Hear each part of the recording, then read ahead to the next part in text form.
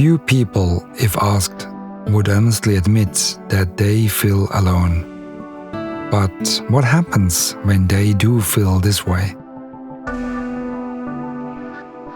Especially for new leaders, this issue can be surprisingly unsettling.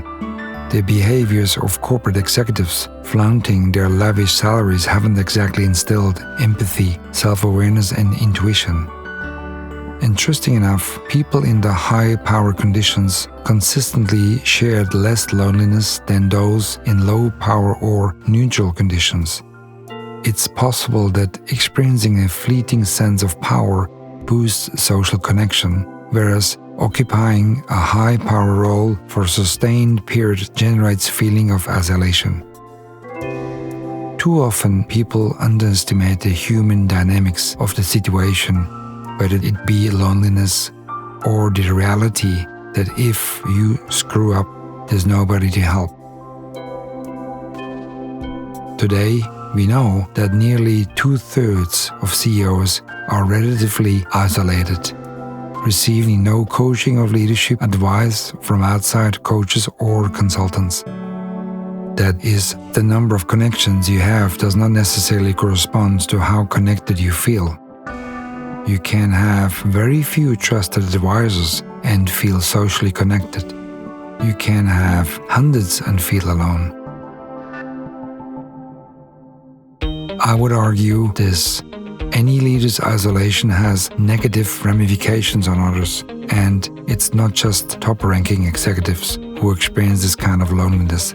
It's team managers, entrepreneurs, political leaders, and most decision makers too. In fact, anyone who finds himself peerless risks feeling deeply isolated. This isn't good for a decision-making culture trying to cultivate a safe haven. There is fear of appearing inadequate, the concern that asking for help could mean that others would doubt your judgment. Most people shy away at the notion that highly compensated executives need or deserve special attention. And at the time when so many are struggling just to find a decently paid job, such sentiment is understandable. But it doesn't diminish or negate the reality that the executive world offers no shelter from psychological or mental pressures, many of which are unique to those in leadership positions. It is my personal observation that fear and ego are two of the main causes of this kind of severe isolation. As mentioned, the fear of appearing inadequate and the concern that asking for assistance could make others doubt one's judgment weighs heavily. After all, executives are supposed to have all the answers, as the buck stops with them. Meanwhile, executives' ego remind them that they really don't need others to help make big decisions. Who knows their business better than they do anyhow?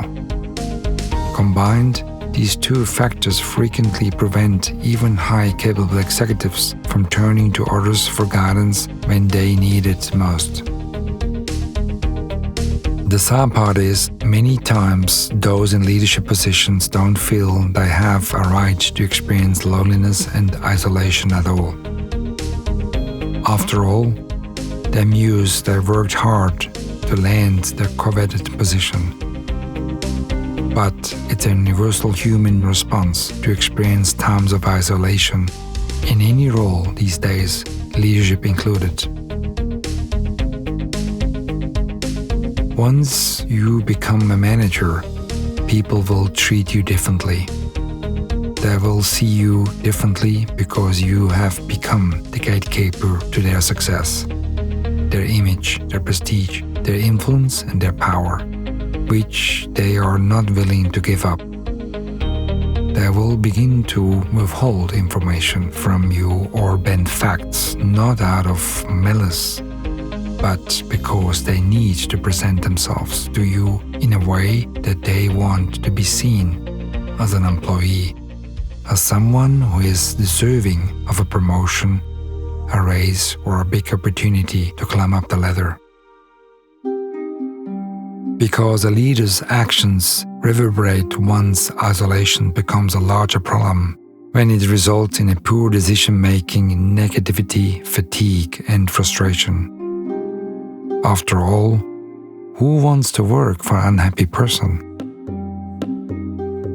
It is vitally important that we admit feelings of loneliness and do not cover them with activities such as overconsumption, extreme physical activities, toxicities, and sexual abuse in an attempt to reach or maintain image, prestige, reputation, recognition, and acceptance.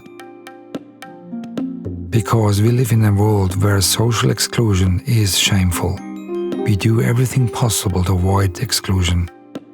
We crave for recognition, even if it means leading unethically. For many, life becomes a serious task rather than an enjoyment and fulfillment. Often dismissed and rarely discussed, many executives are plagued by feelings of isolation once they assume the top job. The latest findings reveal that half of all executives report experiencing feelings of loneliness in their role, and of this group, 61% believe these feelings hinder their performance and, more importantly, their behaviors, beliefs, and principles. First-time executives are particularly susceptible to this isolation. Nearly 70% of first-time executives who experience loneliness report that these feelings negatively affect their performance and level of positive influence. But I echo, these feelings are not limited to executives only. In fact, loneliness and its repercussions can affect any individual with newfound authority. Leaders owe it to themselves, and more importantly their organization, to make sure this isolation does not impact their effectiveness. To assist executives, here are 3 important steps to mitigate loneliness in positions of leadership. First, accept what is. Second, seek guidance. Third, keep being in the flow. However, we are mired in a world where executives feel terribly proud, willing to go great lengths to maintain a facade of unflappable confidence, concealing insecurities or anxieties and fears. This cycle, though, creates dangerous problems for both leaders and their entire organization. Executives cannot afford to ignore doubts and anxieties that risk impacting their entire organization. So, now is the time for executives to acknowledge these feelings, these deep impulses and emotions, and fight proactively to defeat them, to accept, to learn how to learn differently, and to trust their instincts. Though the exact links between responsibility and loneliness aren't entirely clear, conventional wisdom is that the view from the top is a lonely one. My personal observation working with executives is that power increases loneliness when it involves sole responsibility for exceedingly tough decisions nobody wants to make.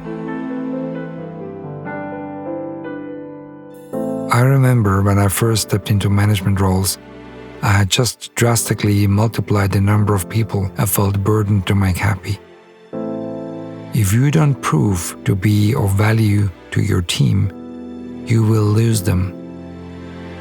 While before it was clear who your gatekeeper was and what was expected of you, now several individuals will judge your performance. This is stressful and leads to feelings of loneliness and isolation. The metrics they will use to grade you will not be in any published career ladder. Your grade will be solely influenced by what each team member thinks good leadership is, biased by their own feelings of safety, security, inspiration, and lack of stress, as well as opportunities to have a better life.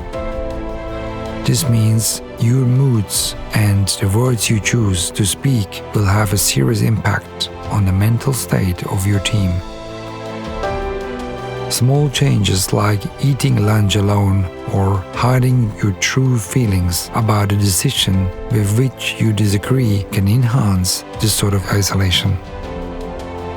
Today, science shows us in a scale of affections and emotions that we are so deeply connected with our consciousness and our inner self that remind us at what level we can learn to let go best.